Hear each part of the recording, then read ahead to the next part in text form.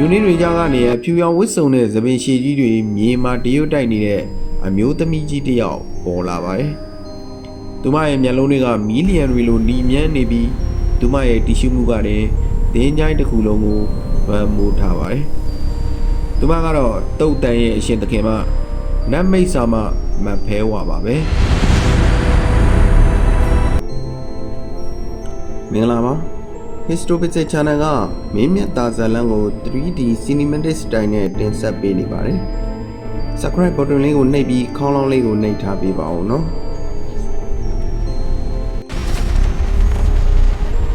လောကမှာအမှောင်ထုဆိုတာအလင်းမရှိတာကိုဆိုလိုတာမဟုတ်ပါဘူး။အမှန်တရားကိုမျက်ကွယ်ပြုထားတာကိုသာအမှောင်ထုလို့ခေါ်တာပါ။လူတွေဟာတင်းချိုင်းဝင်းကြီးတွေကိုတောင်ကြောက်ကြပါတယ်။တေဆုံးသွားတဲ့သူတွေရဲ့အယိုးစုတွေပုပ်နှံတွေကိုတော့ကြောက်ကြတယ်။ဒါပေမဲ့တကယ်တမ်းကြောက်စရာကောင်းတာကတေးသွားတဲ့သူတွေမဟုတ်ပါဘူး။မပြီးဆုံးသေးတဲ့အာဃာတတွေနဲ့အတူအမောင်ထဲမှာပိတ်မိနေတဲ့စိတ်ဝိညာဉ်တွေသာဖြစ်ပါတယ်။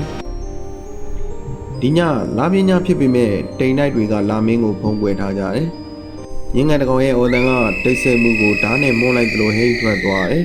။အဲ့ဒီအချိန်မှာပဲတင်းချိုင်းဟောင်းကြီးရဲ့ဝင်ဝစီကိုရောကီအောင်ဝစ်စုံတဲ့လူငယ်တယောက်ရောက်ရှိလာပါတယ်။သူရဲ့အမိကမင်းမြတ်သားသူရဲ့မျက်နှာဟာအေးချမ်းလုံးပေမဲ့စူးရှားတဲ့မျက်ဝန်းတွေကအမောင်တို့ကိုထိုးဖောက်နိုင်စွမ်းရှိနေတယ်လို့ပဲထူးခြားတာကသူ့ရဲ့အသားရည်ဟာဒီအမောင်ထဲမှာတင်ကိုပိုင်အလင်းရောင်တစ်ခုနဲ့ဝင်းပနေတာပါပဲဒါဟာတာမန်လူတွေမှာရှိလေရှိတဲ့အသားရောင်မျိုးမဟုတ်ပါဘူးနေပေါင်းများစွာကျဉ်းညံအားထုတ်ထားတဲ့တမာရီရဲ့လင်းနှန်းတွေရဲ့ပြရုပ်တစ်ခုပါမင်းမြတ်သားကအုတ်ကူဟောင်းကြီးပေါ်မှာနေရာယူလိုက်ပါတယ်သူရဲ့ယောဂီအောင်ရှန်အင်းကြီးလက်ရှိအားလေးတိုက်တိုင်းတစ်ဖြက်ဖြက်လွင့်နေခဲ့တယ်။သူ့မျက်လုံးကိုဖြည်းဖြည်းချင်းမိတ်လိုက်တဲ့အခါသူ့ရဲ့အကြားအာယုံတွေဟာတင်းချိုင်းတစ်ခုလုံးစီကိုပြန့်နှံ့သွားတယ်။ပထမဦးဆုံးကြားလိုက်ရတာကတော့အုတ်ကူတွေကြားကတိုးတိုးတိတ်တိတ်ငူရှိုက်တန်တွေပါပဲ။ငါကိုကဲပါ။ငါမချင်တတ်ဘူးဆိုတဲ့အတန်တွေဟာလေထဲမှာပဲ့တင်ထက်နေကြတယ်။ရုတ်တရက်မင်းမြတ်သားရဲ့ပခုံးပေါ်ကိုအေးဆက်ဆက်လက်တစ်ဖက်ကလာတင်လိုက်သလိုခံစားလိုက်ရပါတယ်။ပုတ်အနှံ့သက်တစ်ခုကနှာခေါင်းထဲကိုစူးစူးရှားရှားဝင်လာတယ်။ဒါမှလူဆိုရင်တော့ဒီနေရာမှာတင်သွေးလန့်ပြီးတေဆုံးသွားနိုင်ပါတယ်။ဒါပေမဲ့မင်းမြတ်သားကတော့မတုံမလုပ်ပါ။သူ့ရဲ့နှာခမ်းများကနေတမအရဟံဆိုတဲ့အတန်ကတိုးတိုးလေးထွက်ပေါ်နေတယ်။သူ့ရဲ့ကိုယ်ကနေထွက်ပေါ်နေတဲ့ရွှေရောင်လင်းတဲ့ဟာပိုပြီးတောက်ပလာပြီးသူ့ဘေးကမမြင်ရတဲ့ဝိညာဉ်တွေကိုအေးချမ်းမှုပေးလိုက်တယ်လို့ပါပဲ။ဝိညာဉ်တွေဟာသူ့ကိုခြောက်လန့်မှုကြိုးစားခဲ့ကြပေမဲ့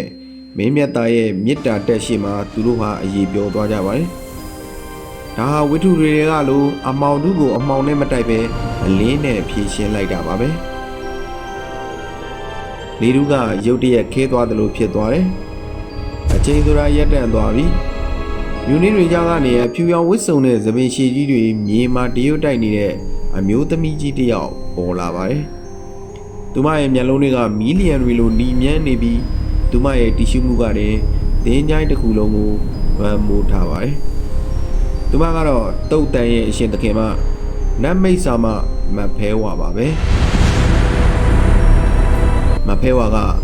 မင်းမြတ်သားမင်းကဘလောက်တောင်တက်တိရှိလို့ငါနေမီထဲမှာလာပြီးမြစ်တာပိုးနေတာလဲ။မင်းရဲ့အသက်ကိုငါအခုချက်ချင်းနှုတ်ယူလို့ရလိုက်တယ်ဆိုတာမင်းသိလား။မင်းမြတ်သားကလည်းမျက်လုံးမဖွင့်ပဲတည်ငြိမ်သွားတဲ့ကျွန်တော်သိပါတယ်။ဒါပေမဲ့တေချင်းတရားဆိုတာအဝိစားလဲလိုက်တယ်လို့ပါပဲ။ကျွန်တော်ဒီကိုလာတာဟာတေမာကြောက်လို့မဟုတ်ဘူး။တေပြီးသားဝိညာဉ်တွေရဲ့လမ်းပြဖြစ်ဖို့လာတာပါ။တင်းချိုင်းသောနတ်သမီးတင်းကိုယ်တိုင်လည်းဒီမောင်ထဲမှာပိတ်မိနေတာမဟုတ်ဘူးလား။ဒီလိုမေးလိုက်တဲ့အခါမင်းမြတ်သားရဲ့စကားကြောင့်မဖဲဝါ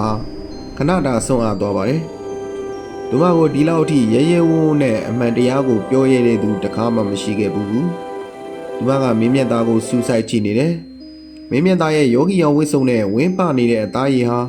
သူမရဲ့အမောင်ကဘာထဲကိုရောက်လာတဲ့ကျဲတပွင့်လိုပါပဲ။မဖဲဝါကသဘောကျသွားရဲမောလိုက်တယ်။သူမရဲ့အတန်းဟာတင်းချိုင်းဝင်းကြီးတစ်ခုလုံးကိုတုံခါသွားစေပါတယ်။ကောင်းပြီမင်းမြတ်သားမင်းရဲ့တတိနဲ့သီလကိုငါအတိမတ်ပြုတယ်။မင်းကအကြားမြင်တွေရအောင်လုပ်ပေးမယ်။ဒါပေမဲ့သတိထားပါ။မင်းမြင်ရမယ့်အရာတွေဟာမင်းကိုတစ်သက်လုံးခြောက်လန့်နေလိမ့်မယ်လို့ပြောပြီးသူမပျောက်ကွယ်သွားခဲ့ပါတယ်။မင်းမြတ်သားကမျက်လုံးဖွင့်လိုက်တဲ့အချိန်မှာတော့မ လောကကြီးဟာအရင်လိုမဟုတ်တော့ဘူးအမောင်ထဲမှာပုံကွယ်နေတဲ့ဝိညာဉ်တွေရဲ့ရုပ်ပုံလွှာတွေကိုသူထင်ရှားမြင်နေရပါပြီ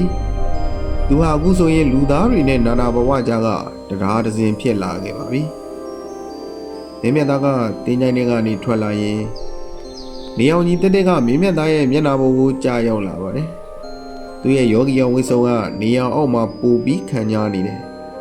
သူဟာအရင်ကမင်းမြတ်သားမဟုတ်တော့ပါဘူးသူဟာအမောင်တို့ရဲ့အရှင်သခင်လူသားတွေရဲ့အာကိုရာမင်းမြတ်သားဖြစ်လာခဲ့ပါပြီဒါဟာသူ့ရဲ့ရှည်လျားလာတဲ့ခရီးစဉ်ရဲ့အစာပြိုးမှုသားဖြစ်ပါတော့တယ်ဒီဇလန်လေးကိုကြိုက်နေတတ်တယ်ဆိုရင်